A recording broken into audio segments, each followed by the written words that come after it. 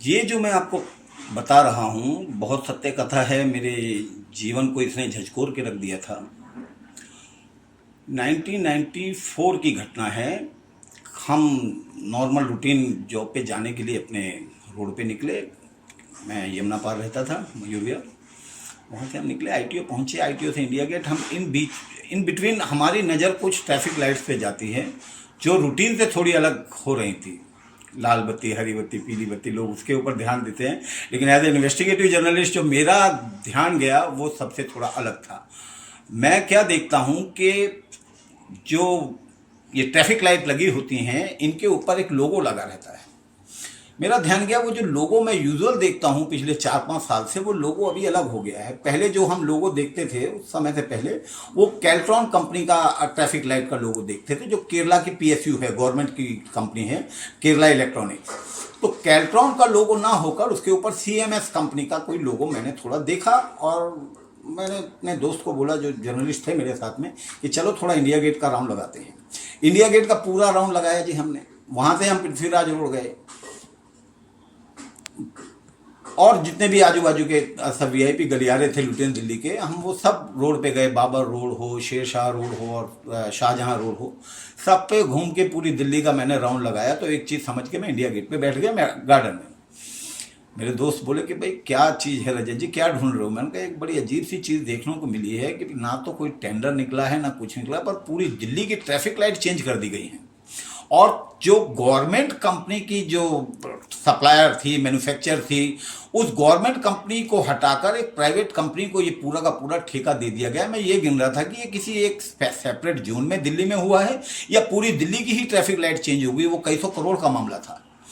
अब as a investigative journalist हमारे दिमाग जो हैं वो थोड़ा चलने लगते हैं इस चीज़ों में, तो हम इस चीज़ की तहकीकात करते हैं। तहकीकात करने पे पता चलता है कि ये उस वक्त के प्रधानमंत्री के भतीजे की कंपनी है सीएमएस, जो नई नई फॉर्म की गई है और उसका ऑफिस दक्षिण दिल्ली में बनाया गया है। और जब हम वहाँ पर मिस्टर राव से मुलाकात करते हैं तो वो इस मामले को दबाने के लिए हम पे एक प्रेशर बनाते हैं। और उस प्रेशर का मतलब ये कि आप कौन से मैगजीन में काम कर रहे हैं, और मैं काफ़ी बड़ी एक मैगजीन में एज ए इन्वेस्टिगेटिव जर्नलिस्ट था। तो मैं बताता हूँ यहाँ है। तो अगले दिन जो है मुझे मेरे ही चीफ एडिटर का फ़ोन आता है कि रजत तुम्हें इस स्टोरी को नहीं करना है। उस वक्त जब मैं दिल्ली ट्रैफिक पुलिस के इंचार्ज, उस वक्त के इंचार्ज थे मुकुंद उपाध्याय, उनके पास बैठा होता हूँ इसी चीज़ को इन्वेस्टिगेट करने के लिए।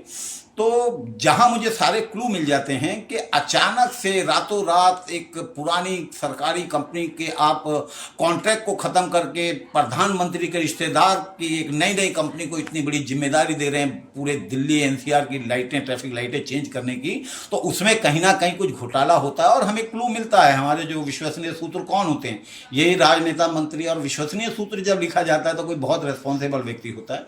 हमें जानकारी मिल चुकी थी और इस बात को एक्सेप्ट भी कर लिया गया था भास्कर राव जी की कंपनी ने। तो एक कई सौ करोड़ का ये जो भ्रष्टाचार रातों रात हुआ, इसको उजागर करने में हमको जी नाको चने चबाने पड़े। हमने जब हमारे चीफ एडिटर को बोला तो बोलता नहीं नहीं ठीक है, फ़ोन आ गया है और वो लोग 3 साल का एडवर्टीजमेंट दे रहे हैं, तो रजत हमें इस स्टोरी को रोक देना चाहिए। इतना बड़ा खेल हमारे पीछे से कुछ हो गया था। हम इतना इन्वेस्टिगेशन करके एक बहुत बड़े स्कूप को बाहर लाने की कोशिश कर रहे थे और इस स्टोरी को दबाने की कोशिश एक तरफ चल रही थी। मैंने कोशिश की, मैंने उस नौकरी से रिजाइन दे दिया। मैंने जो उनके पास आरओ आ चुका था, release order advertisement for the 3 years for the back cover page, तो मैं उस आरओ को फाड़ के और चीफ एडिटर के मुंह पे फेंका मैंने। वो अगर चीफ एडिटर सुन रहे होंगे तो ये सच्चाई है। मेरे साथ 2 और पत्रकार थे और मैं वहाँ से निकल गया और मैं एज ए फ्रीलांसर मैं स्टोरी को तैयार करता हूँ और 3 से 4 अखबारों के अंदर इस स्टोरी को छपवा देता हूँ। और होता क्या असर है, क्योंकि वो दैनिक संदेह अखबार हुए थे उस टाइम पे और छोटे अखबार संडे मेल, समाचार मेल थे, तो उनकी बहुत ज़्यादा मीडिया में तड़क भड़क ना होने के कारण और ये जो मिली जुली चीज़ें हो चुकी थी, जो एक सेटअप हो चुका था सीएमएस कंपनी का और हमारे चीफ एडिटर के साथ में, तो वो एक ऐसी चीज़ें बन चुकी थी कि वो स्कैम आज तक बाहर नहीं आ पाया। नेशनल से भी बड़ा स्कैम था ये, जो कांग्रेस की सरकार में प्रधानमंत्री के रिश्तेदार द्वारा किया जा रहा था दिल्ली के अंदर। आप समझिए कैसे कांग्रेस की सरकारें काम करती थी और हम अपनी जान लगाकर जो स्टोरी पे काम कर रहे थे, कैसे उनका सौदा चीफ एडिटर और उस कंपनी के चीफ एग्जीक्यूटिव ऑफिसर के बीच में हो जाता है, जो कि 3 वर्ष के कंटिन्यू विज्ञापन के रूप में, लाखों के विज्ञापन के रूप में होता है। मैंने तो नौकरी छोड़ दी, पर मैंने अपना धर्म पत्रकारिता का नहीं छोड़ा। वो स्टोरी को पब्लिश करी, सीबीआई तक हम लोगों ने उस चीज को फैक्स किए।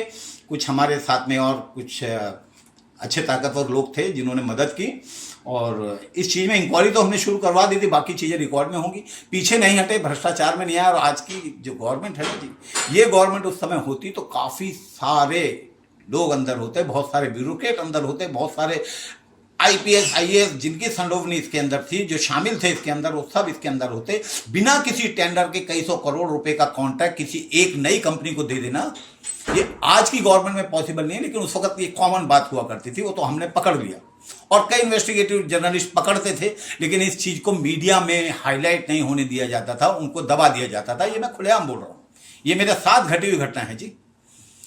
आज की सरकार जब होती तो ये चीजें तो बहुत आगे हो जाती, और बहुत सारे लोग चले जाते अंदर और बोलते हैं कि संविधान को खतरा हो गया, लोकतंत्र को खतरा हो गया। तो ये खतरा तो इसलिए हो रहा है कि जेब खाली हो रही है, जेब खाली हो रही है तो खतरा हो रहा है। तो ये सीधा सीधा कनेक्ट करता है। तो ये एक वास्तविक कहानी है, जिनके सारे एविडेंस हैं, सारी चीजें हैं, और हमने ये किया।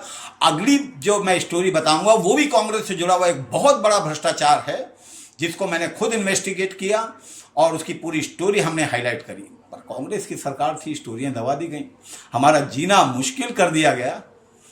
उस समय में